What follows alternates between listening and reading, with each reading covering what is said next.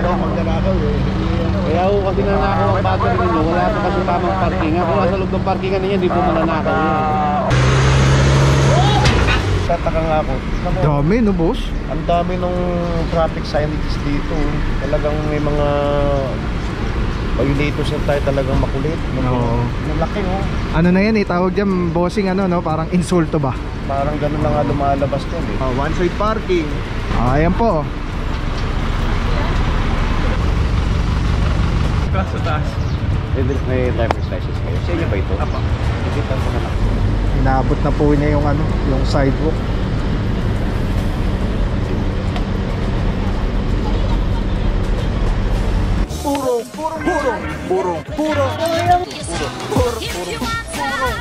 Pagmamahal. Purong pagmamahal.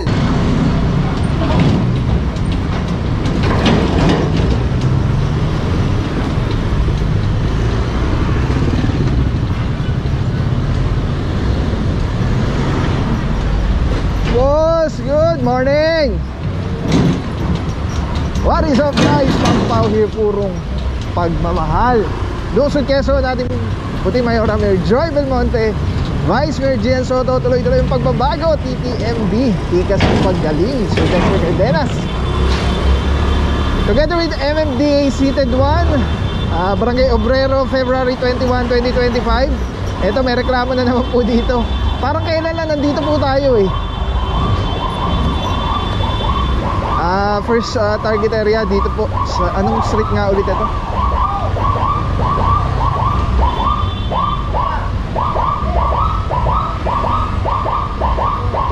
Kaya mga puro pasada lang tayo. Tignan natin kung ano yung mga nangyayari hanggang dulo muna. Meron dito isang expander. Ito, orasan na po 5 minuto. Kasama na dyan Officer Francisco, Officer Calebag. Meron dito isang hatchback Mazda pula. Officer Rugay, good morning. Saludo mga bossing. Officer Rugay, Officer Rance, Officer Chongson, madam, morning. Officer Valencia, Officer Arsenal, morning mga boss. Marami mga puro dito sa area na to, may one side parking dito. At ito, isa sa mga ano to, madalas na complain po itong area na to. Ang problema kasi sa mga gantong pagkakataon mga puro, pag nabigyan na yung isang lugar or isang street na one side parking katulad nito, pag nag-park ka pa dun sa bawal, magiging one way na po. Though one way, alam ko one way itong area to, pero very ano na to, sumisikip na yung lugar.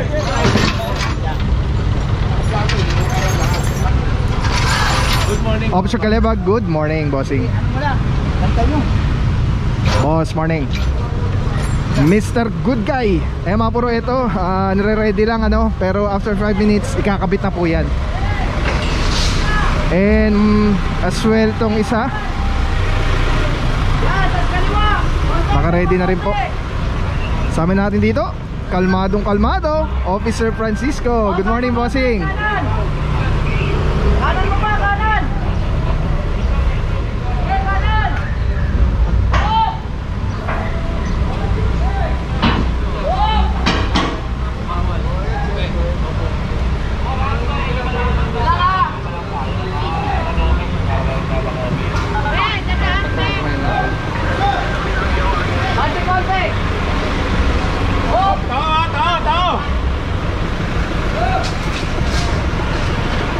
Eto mga puro, sa dami ng times na nag-clearing tayo dito, alam naman na siguro ng mga residente ano, na itong area na to one side parking, bawal sa kabila. Kasi nga po pagka nag-ano dito, pagka nag-cause ng traffic, talagang sobrang sikip na itong area dahil nga dun sa mga nagdo-double park.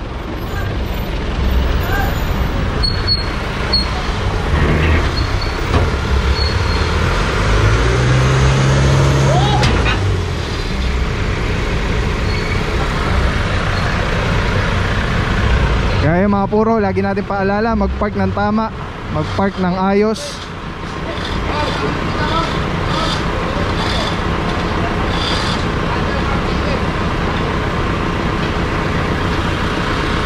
Dahil kayo rin po maabala, kayo rin po ang mapapagastos.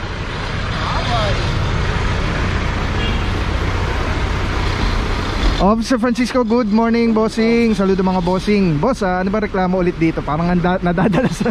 Oo nga, walang dala yung mga violators dito eh. Ito, follow-up clearing operation natin dito dun sa company ulit natin sa 888 hotline. Bali, nakikita mo, meron pa rin.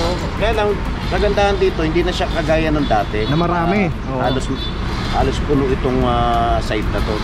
Nagpunta natin dito, dalawang sasakyan na naka-obstruct dito. Kahit pa paano may improvement. May improvement naman kahit pa paano. Hindi kagaya nung past natin. Although may mga government vehicles pa nga tayo. Yeah, remember. Inabutan dito.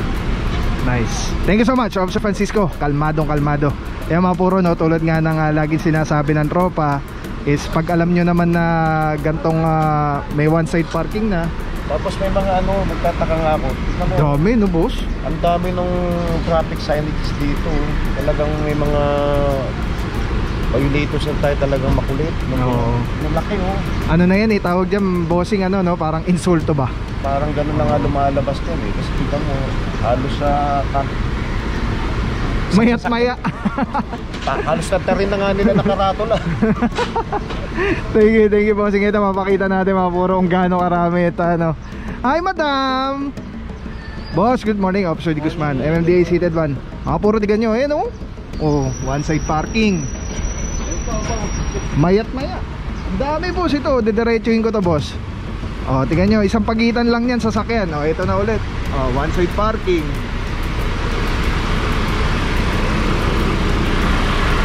Pagdating dito, ayan po.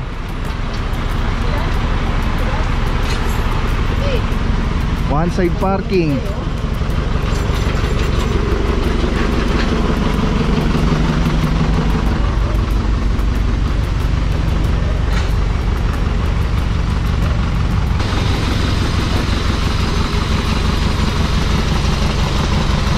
Grabe, di ba mga puro, dami nakalagay one side parking.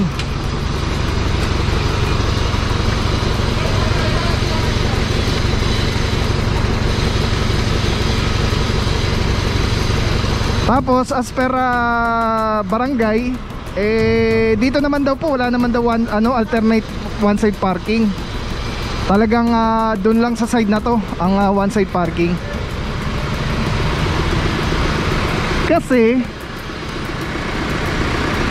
Kasi mukhang hindi nga ito magiging alternate parking kasi wala namang sa kabila Usually kasi na-observe natin, pag may one side parking, may mga bahay sa kabila, may bahay din dito sa side na to. Kaya parang to be fair to sa residents na mga homeowners. Pero in this case, wala namang mga bahay sa kabila likod to na bakod. So I don't think na kailangan ng one side parking.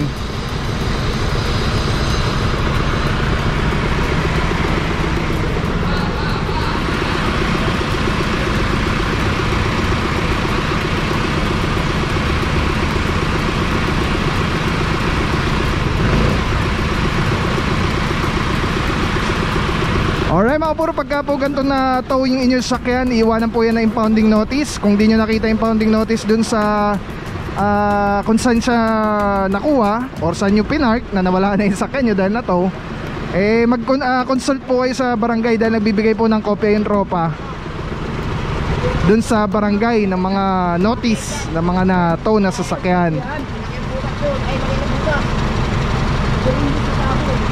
So after that, didiretso na po nito Tumana Marikina. First 4 kilometers 1,500, and then every succeeding kilometers 200 ng 200 po yun, dagdag ng dagdag, parang taxi. Merong parang may metro ba, parang ganon. So from dito yun ang kwenta nyan, from dito hanggang dun sa impounding sa Tumana Marikina. Tapos on top of towing fee, babayad pa po kayo nung pinaka violation nyo, yung obstruction. So usually na-encounter natin na mga may experience na nataw na sila, binabanggit nila, binabayad nila around 4 to 6K.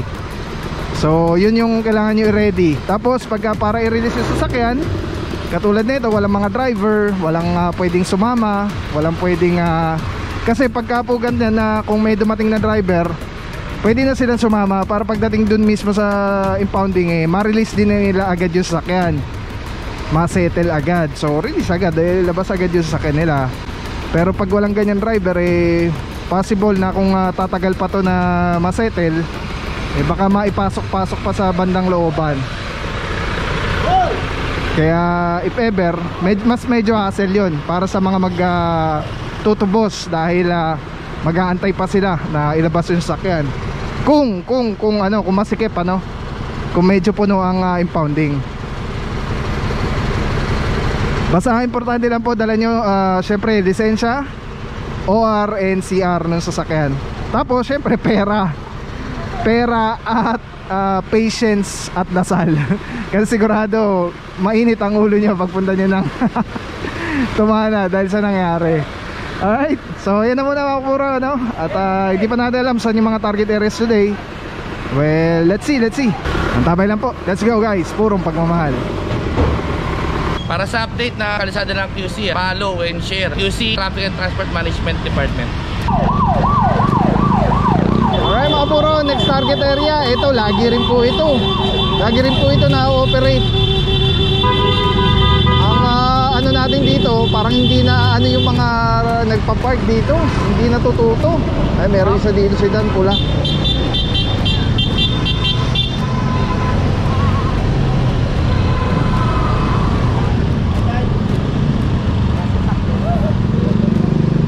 Anong street na ulit dito?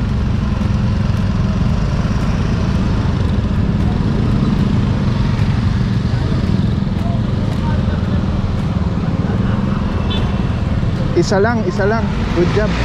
Kaya may one side parking, mga puro kaliwa. Malinis pala, malinis. Isa lang, may bukod tangi lang isa na nahuli po dito sa area. At nandito po tayo sa Scout Santiago. Yan, Scout Santiago. Malinis yung junction.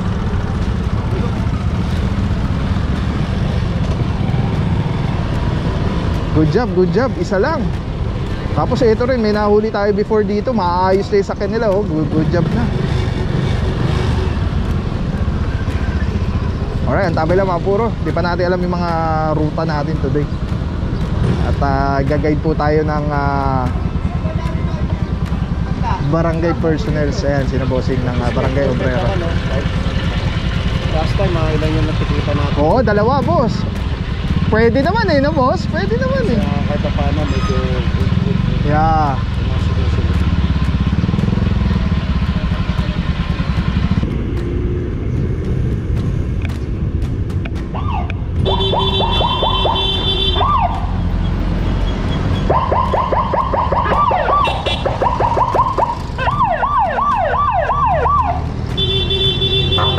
Sinabihan ko na sila kasi wala naman yata doon, sinabihan ko na sila.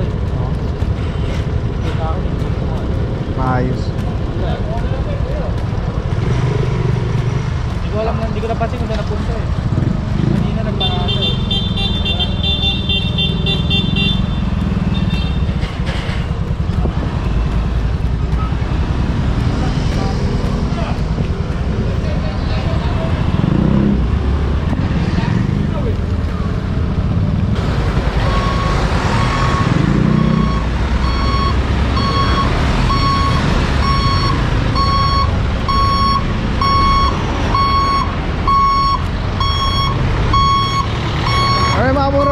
tayo naabutan dito isa sedan itim. Yung may-ari. Yung dito sa kabila. Oo, sinabihan na to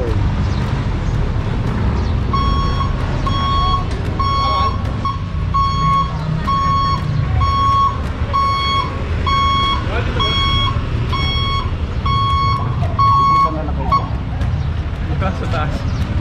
May driver's license kayo. Sa inyo ba ito? Apa. Tikitan ko na lang. Okay mga puro, may driver na, ticket na lang po. Lang driver's license. Buti na lang, dito na si Bossing, kundi matotow yung kanyang sakyan. So yan mga puro, tikitan na lang po. At willing naman po magpa-ticket si boss. Kasama lang dyan, Officer Francisco. Alright, let's go, proceed tayo mga puro.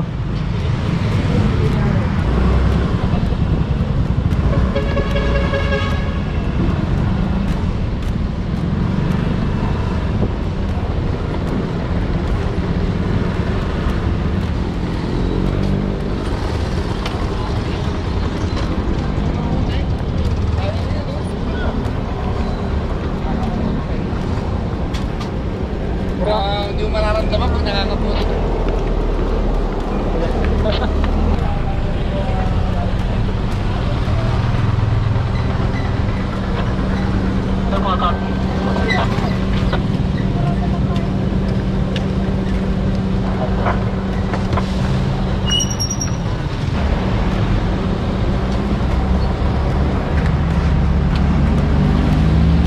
Okay mga puro, dito merong isang truck na ito, may driver naman, titikita na lang po ito, Officer Calebag.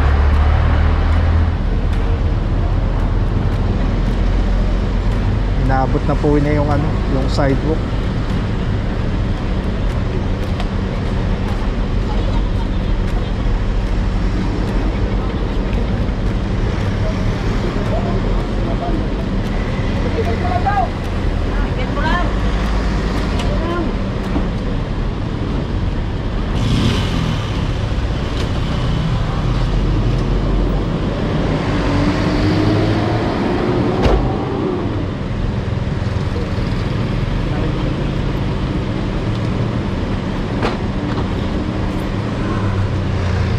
Okay mga puro, tinitikitan na po ni Officer Calebag at tatanggalin na lang po nila yan after matikitan. Kasi sir, kasi towing namin yan, kasi na lang po.